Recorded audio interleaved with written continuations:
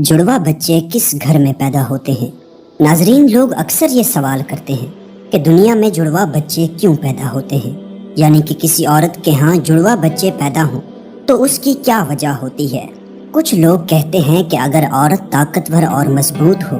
تو ایسی عورت کے ہاں جڑواں بچے پیدا ہوتے ہیں۔ وہیں پر کچھ لوگ کہتے ہیں کہ اگر مرد مضبوط اور طاقتور ہو تو اس مرد کے گھر پر جڑواں بچے پیدا ہوتے ہیں۔ آج کی اس ویڈیو میں ہم آپ کو حضرت علی رضی اللہ تعالیٰ عنہ کے حوالے سے اسی بات کے بارے میں بتانے والے ہیں کہ کسی عورت کے ہاں جڑواں بچے کب اور کیوں پیدا ہوتے ہیں، اور اس کے ساتھ ساتھ کچھ سائنسی وجوہات سے بھی یہ جانیں گے کہ کسی عورت کے ہاں جڑواں بچے کیوں پیدا ہوتے ہیں۔ ناظرین، اولاد اللہ تعالیٰ کی بے شمار نعمتوں میں سے ایک عظیم نعمت ہے، اور اگر کسی کے گھر جڑواں بچوں کی پیدائش ہو جائے تو اس انسان کی خوشی دگنی چگنی ہو جاتی ہے۔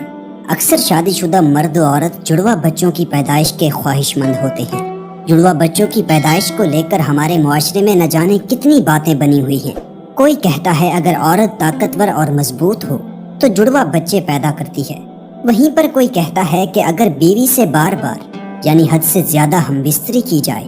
تو پھر بھی جڑواں بچے پیدا ہوتے ہیں۔ آئیے اب آپ کو حضرت علی رضی اللہ تعالیٰ عنہ کے حوالے سے بتاتے ہیں کہ جڑواں بچے آخر کیوں پیدا ہوتے ہیں۔ ناظرین، عرب میں ایک شخص بیٹیوں سے سخت نفرت کرتا تھا۔ بیٹیوں کی پیدائش کو وہ اپنی مردانگی پر داغ اور اپنے خاندان کے لیے ذلت و شرمندگی کا باعث سمجھتا تھا۔ اس کے ہاں جب بھی بیٹی کی پیدائش ہوتی تو وہ اس ذلت اور شرمندگی سے بچنے کے لیے بیٹی کے پیدا ہوتے ہی رات کی تاریکی میں اسے زندہ درگور کر دیتا۔ ایک بار اللہ تعالیٰ نے اس کو 2 بیٹیوں کے ساتھ نوازا۔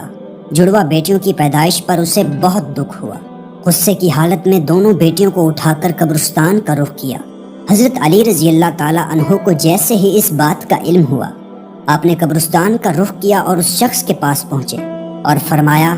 اے بدبخت انسان، کیا تجھے رسول خدا کا یہ فرمان معلوم نہیں کہ بیٹیاں اللہ کی رحمت ہوتی ہیں؟ تمہارے گھر اللہ کی 2 رحمتیں نازل ہوئی ہیں۔ پھر فرمایا، اے شخص، یاد رکھنا، اللہ تعالیٰ ہر کسی کے گھر میں جڑواں بچوں کی پیدائش نہیں فرماتا، اور اللہ تعالیٰ ہر کسی کو بیٹی بھی عطا نہیں فرماتا، بلکہ اللہ تعالیٰ جس شخص پر راضی ہوتا ہے صرف اسی کو بیٹی جیسی رحمت اور جڑواں بچے عطا فرماتا ہے، اور اللہ تعالیٰ جس شخص کو جنت میں داخل کرنا چاہتا ہے صرف اسی شخص کے گھر میں 2 بیٹیاں ایک ساتھ پیدا فرماتا ہے، اور اللہ تعالیٰ کو جس شخص کی آخرت نیک مقصود ہو اس گھر میں بیٹیوں جیسی رحمت نازل فرماتا ہے۔ میں نے رسول اللہ صلی اللہ علیہ وآلہ وسلم کو یہ فرماتے ہوئے سنا ہے کہ جس انسان نے اپنی بیٹیوں کی اچھی طرح پرورش کی اور ان کی شادیاں کی تو اللہ تعالیٰ ایسے انسان پر جنت کو واجب کر دیتا ہے۔ اے شخص، یاد رکھنا،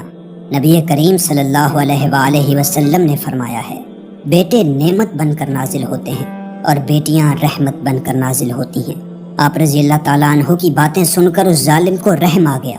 وہ فوراً آپ کے قدموں میں گرا اور زاروں قطار رونے لگا اور عرض کیا، یا علی، مجھے معاف کر دے اور اللہ تعالیٰ سے میرے ان گناہوں کی بخشش کی دعا کرے۔ آپ رضی اللہ تعالیٰ نے فرمایا،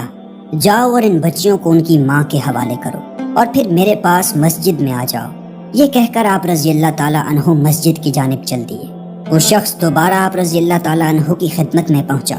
اور عرض کیا، یا علی، جب ایک عورت حاملہ ہو جائے تو ہمیں یہ کیسے پتہ چلتا ہے کہ اس عورت کے حمل سے لڑکا پیدا ہوگا یا لڑکی، یا جڑواں بچے پیدا ہوں گے؟ تو حضرت علی رضی اللہ تعالیٰ عنہ نے فرمایا، اے شخص، اس بات کو اللہ تعالیٰ کے سوا کوئی نہیں جانتا، کیونکہ غیب کا علم صرف اور صرف اللہ تعالیٰ کے پاس ہے۔ اے شخص، اگر کوئی غیب کے علم کا دعویٰ کرے تو وہ جھوٹا اور مشرک ہے، اور اس کا ٹھکانہ جہنم کی بھڑکتی ہوئی آگ ہے۔ اس کے بعد آپ رضی اللہ تعالیٰ عنہ نے فرمایا، میں تمہیں ایک نشانی بتاتا ہوں جس سے تم پتہ لگا سکتے ہو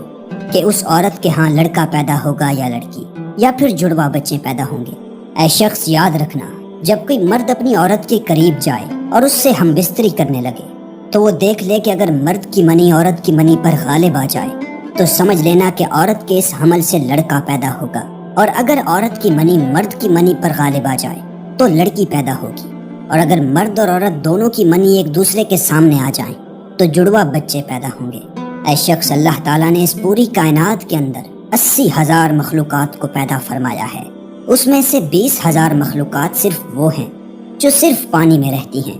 یعنی دریاؤں اور سمندروں میں۔ اے شخص، یاد رکھنا، اللہ تعالیٰ نے تمام مخلوقات کو جوڑوں کی شکل میں پیدا کیا ہے، یعنی نر اور مادہ کو پیدا فرمایا ہے، اور دونوں جوڑوں میں اولاد کی محبت ڈال دی ہے تاکہ قیامت تک ان کی نسل باقی رہے۔ اور دوسری 80,000 مخلوقات میں سے ایک مخلوق اللہ تعالیٰ نے ایسی بنائی ہے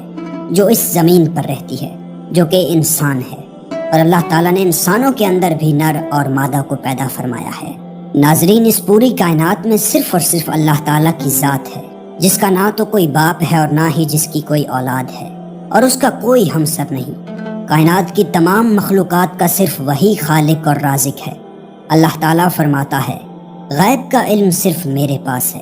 یعنی میں ہی جانتا ہوں کہ عورت کے پیٹ میں ہونے والا بچہ لڑکا ہے یا لڑکی ہے، اور میں جسے چاہوں بیٹا عطا کرتا ہوں، اور جسے چاہوں بیٹی عطا کرتا ہوں، اور جسے چاہوں جڑواں بچے عطا کرتا ہوں، اور جس کو چاہوں اولاد جیسی نعمت سے محروم رکھتا ہوں، یعنی کہ بانجھ بنا دیتا ہوں۔ مسجد میں موجود تمام لوگ یہ منظر دیکھ رہے تھے کہ اتنے میں ایک شخص کھڑا ہوا اور عرض کی، یا امیر المؤمنین،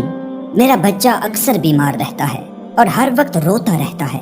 بہت علاج کروایا مگر کوئی فائدہ نہیں ہوا، آپ ہی مجھے بتائیں کہ میں آخر کیا کروں؟ تو حضرت علی رضی اللہ تعالیٰ عنہ نے فرمایا، اے شخص، تم اپنی بیوی سے کہو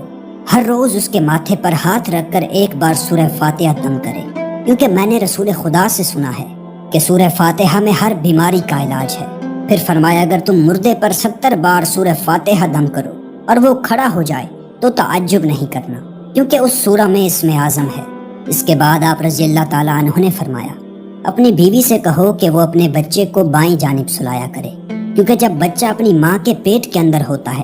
تب وہ ماں کے دل کی دھڑکن کو سنتا ہے، جسے سن کر وہ سکون محسوس کرتا ہے اور وہ دھڑکن کی آواز سے مانوس ہو جاتا ہے، مگر جب وہ پیدا ہونے کے بعد ماں کے جسم سے جدا ہو جاتا ہے تو اسے وہ آواز سنائی نہیں دیتی، جس سے بچہ بے چین ہو جاتا ہے اور رونے لگتا ہے۔ اسی لیے اگر عورت بچے کو بائیں طرف سلائے گی تو وہ ماں کے دل کے قریب رہے گا اور دل کی دھڑکن کو محسوس کرتا رہے گا اور سکون سے رہے گا۔ اب ناظرین، آپ کو سائنسی تحقیق کے حوالے سے چند حقائق کے بارے میں بتاتے ہیں کہ آخر سائنس اس معاملے میں کیا کہتی ہے، یعنی کہ جڑواں بچے کیوں پیدا ہوتے ہیں۔ ناظرین، حال ہی میں جڑواں بچوں پر کیے گئے ایک تازہ سروے میں بتایا گیا ہے کہ جڑواں بچے 2 قسم کے ہوتے ہیں۔ پہلے قسم کے وہ بچے ہیں جو ہو بہو ایک جیسے لگتے ہیں، یعنی کہ دونوں کی شکل ایک جیسی ہوتی ہے، اور دوسری قسم کے جڑواں بچوں کی شکل و صورت میں کافی فرق ہوتا ہے، جن کی شکل آپ میں تو کیا بلکہ گھر کے کسی فرد سے بھی نہیں ملتی۔ جڑواں بچے پیدا ہونے کے اس سروے میں سب سے بڑی وجہ یہ بتائی گئی ہے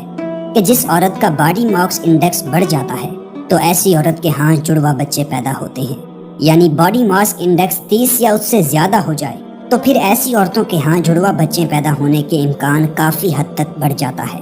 دوسری وجہ اس سروے میں یہ بتائی گئی ہے کہ اگر کسی فیملی کی ہسٹری میں جڑواں بچوں کی پیدائش ہوئی ہو تو اگلی نسل میں جڑواں بچوں کی پیدائش ہونے کا امکان 60% تک بڑھ جاتا ہے۔